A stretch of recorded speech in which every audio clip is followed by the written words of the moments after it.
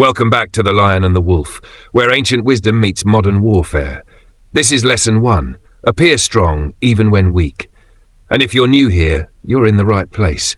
We speak to the men who carry pressure like armor, the ones who fight battles no one sees, the ones who know the world doesn't give you power. You have to command it. So do this now. Like, share, and subscribe. Because what we're building here is for men who want to lead, not follow. Let's get into it. Appear strong, even when weak. The first thing they see is not your spirit, not your wisdom, not your faith, it's your appearance. And in a world full of wolves, your appearance is your perimeter. It's the silent line that tells others how close they're allowed to come, whether to test you or to tread carefully. Understand this, most men don't make decisions based on truth. They respond to impressions. They react to what they think you are, not who you really are. If you seem passive, they'll assume you can be dominated. If you look reckless, they'll assume your life is easy to dismantle. Even the scriptures warn us, a man is known by his look, and a wise man's face gives testimony of his character. Your face, your posture, your presence. They speak before you ever say a word. There is a dignity, a fearfulness that surrounds the man who is truly grounded. Not in pride, but in restraint. Excessive laughter, overdone clothing, loudness in peace and panic in conflict. These are the signs of a soul that hasn't been trained. Sirach says, a man that laughs loudly at everything will be held in contempt. And those who dress only for vanity, they're seen as light, unstable. Honor doesn't rest with those who appear foolish, even if they have truth in their heart. This isn't about fashion or luxury, it's about form. It's about carrying yourself like a vessel that holds something sacred, not spilling over, not flashing, not begging for attention. A quiet man with a steady gaze, shoulders pulled back, and movements that are intentional will command more attention than the one who shouts for it. Why? Because we all instinctively respect what we don't understand. We pause before power that doesn't need to perform. So when I say, appear strong, even if you're weak, I'm not telling you to pretend. I'm telling you to carry yourself like a man who has something to protect, something to lose, something inside that's worth guarding. Your appearance, your tone, your manner. These will decide who approaches you and how. Strategy from the ancients. This world you live in isn't new, it's just more distracted. The patterns of power haven't changed. Long before our generation, men were maneuvering kingdoms, commanding armies, facing betrayal, defending their families. They had fewer tools, but far more clarity. And the wise among them learned this. In moments of weakness, it is not always strength that saves you. It's the perception of strength. Sun Tzu, war master of the East, said, all warfare is based on deception. Machiavelli, political strategist of Renaissance Italy, taught, it is better to be feared than loved if you cannot be both. And David, the anointed king, moved quietly through caves and deserts, hunted and hated, yet carried himself like a man already crowned. This isn't about arrogance, it's about survival. It's about moving through a world where wolves test your frame before they test your force. When a man walks like he's breakable, he becomes a target. But when he walks like he sees everything, like he's not easily moved, people second-guess their attack. A soldier who shows panic invites pursuit. A leader who pleads for approval earns none. A man who constantly explains himself is seen as unsure, even if he's right. That's why the ancients moved in paradox. They would appear strong when weak, and sometimes appear weak when strong, all to keep the advantage. David once feigned madness to escape death from King Achish. He let spit drip down his beard, scratched at the gates like a madman, not because he'd lost his mind, but because he needed his enemies to believe he was no threat. That act saved his life. Joshua, when fighting for Israel, used the appearance of retreat to set a trap. He let the enemy believe they were winning. And when they took the bait, his men rose from hiding and crushed them. And Joseph, when elevated in Egypt, dressed and spoke like a foreign ruler. He concealed his identity even from his own brothers, not to deceive them, but to observe their hearts before revealing his own. These men understood the art of deliberate misdirection. Not lies, not manipulation, but calculated restraint, controlled appearance. The kind of strength that makes others uncertain, not by what you say, but by what you withhold. This is the forgotten power of the masculine frame. Not loudness, not constant motion, but presence. The sense that you are ready and yet unmoved, that you've counted the cost and showed up anyway. So when you are outnumbered, when you are doubted, when you are rebuilding in secret, don't announce your weakness to the world. Control what they see. Let your silence say what your explanations never could. Because a man who is underestimated is often the most dangerous one in the room. The illusion of power, driven, controlled. In every room you enter, someone is sizing you up. In every decision made behind your back, strength or weakness is assumed. This world doesn't wait for the truth.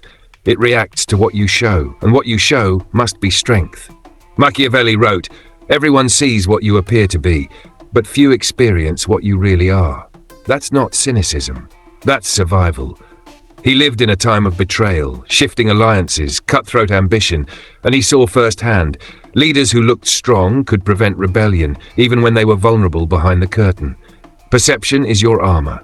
In war, in negotiation, in uncertain times, your actual ability is secondary.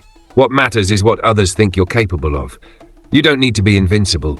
You just need to be seen as too costly to challenge. David and Goliath. No armor, no sword, no military background, just a shepherd boy with a slingshot and divine confidence. While Saul's army trembled in fear, David walked onto the battlefield with words that shook the air. "You come to me with a sword and a spear, but I come to you in the name of the Lord of hosts." This was more than belief. It was a projection of power. Goliath saw a boy, but he heard a king. And by the time he realized his mistake, the stone was soaring through the air. David appeared strong because he was anchored in truth and purpose. He wasn't pretending. He was simply walking, like the man he was becoming. Baltasar Gracian once wrote, "A man is valued for what he appears to be. Your posture, your speech, your presence. These are weapons, and if you master them, they can speak for you before your name is even mentioned." Sirach says, "Honor and shame is in talk. The tongue of a man is his downfall." King Solomon says, "Even a fool, when he holds his peace, is counted wise." Let that sink in. You don't need to say much if what you say carries weight. Don't ramble. Don't over-explain. Don't speak fear into existence. In the boardroom, if they sense hesitation, they'll bury your ideas. In relationships, if you show emotional instability, you lose their respect. Weakness must be invisible, even when it's real. So how do you practice this? Daily.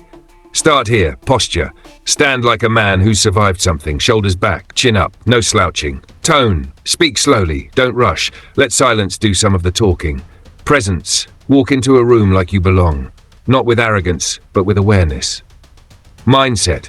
Know that if you're walking in purpose, you carry a strength no one can take. Wolves will test you, but if you look untouchable, some will back off. Others will join you. And when you finally strike, they'll say, "I should have never doubted him." So what does this look like when you're not a king, when you're not at war, when you're just a man in a house, on a job, in a city, trying to rise? It starts with this. Control what you give away, not just with your words, but with your energy. Walk into a room, don't shrink, and don't perform. Observe, speak last, watch more. That alone will change how people treat you. Avoid unnecessary explanations. If you're always clarifying yourself, they'll assume you're unsure. People trust quiet confidence more than perfect facts. Now let's talk about the mouth. James, the brother of Christ, says, "Let every man be swift to hear, slow to speak, slow to wrath." That's not just advice. That's spiritual discipline. Because in moments of pressure, the man who controls his words controls the room. Sirach says, "Be swift to hear, and let thy life be sincere, and with patience give answer." That means don't rush to speak just to fill the silence. Be still long enough to hear, not just noise, but understanding. That's how wise men speak, with timing, not just volume. The loudest one in the room, the one always talking tough, always shouting to prove he's somebody, that's the one no one fears, because he's desperate to look strong. But the man who listens before speaking, the man who chooses his words with precision, that man doesn't just appear strong, he is. Don't post your pain. Don't broadcast your doubts. Not because you're hiding, but because not everyone deserves access to your inner world. Sirach says, "Receive a stranger into your house, and he will disturb you, and turn you out of your own. Let your door be shut against him that lieth at leisure, and give him no liberty to depart with you." Let's break that down. Receive a stranger into your house. That's not just about letting someone sleep on your couch. Your house is your peace, your personal space, your life. And when you open it up to people who haven't proven themselves, people who bring confusion, laziness, or hidden envy, you end up inviting chaos into the middle of your order. He will disturb you. They won't come in and make things better. They'll throw things off. You'll be arguing, overthinking, losing sleep, and turn you out of your own. Now this is the part that hits like a blade. You were trying to help. Now you're the one uncomfortable. You're the one walking on eggshells, in your own space. You lost the house trying to be hospitable. Sirach continues, "Let your door be shut against him that lieth at leisure." That's the idle man, the one who's got time for everything except purpose. He's not focused. He's not building. He's just hanging around, waiting for someone to carry him. And give him no liberty to depart with you. In other words, don't walk with him. Don't give him access to your journey, because if you let him move with you, he'll waste your time, sabotage your mission, and call it friendship. Don't post your pain, because when you post your pain, when you share every wound online, you're receiving strangers into your spiritual house. You don't know who's watching. You don't know who's plotting. You don't know who's waiting to use that weakness against you. The wrong people, they won't pray for you. They'll study you, and when the time is right, they'll disturb your peace and try to turn you out of your own. Sirach is telling you, guard your door, protect your peace, and never ever walk with the idle.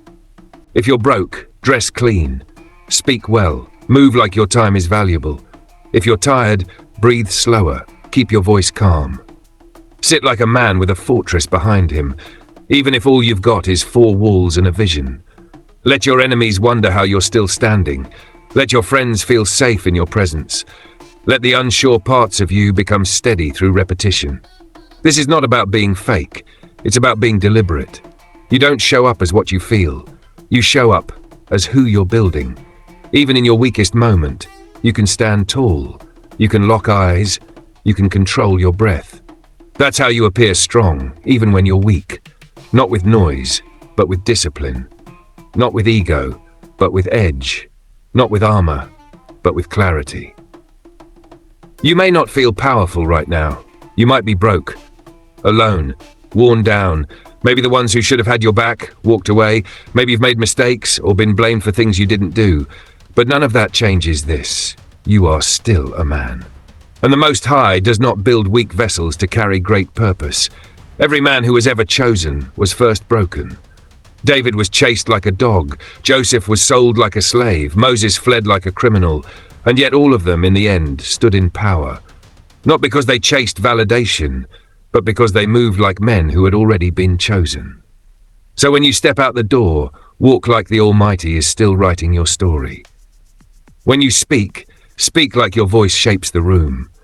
When you're tested, hold the line like it's the gate to something greater. You don't have to fake perfection, but you must master presence. That means you breathe like a man with patience.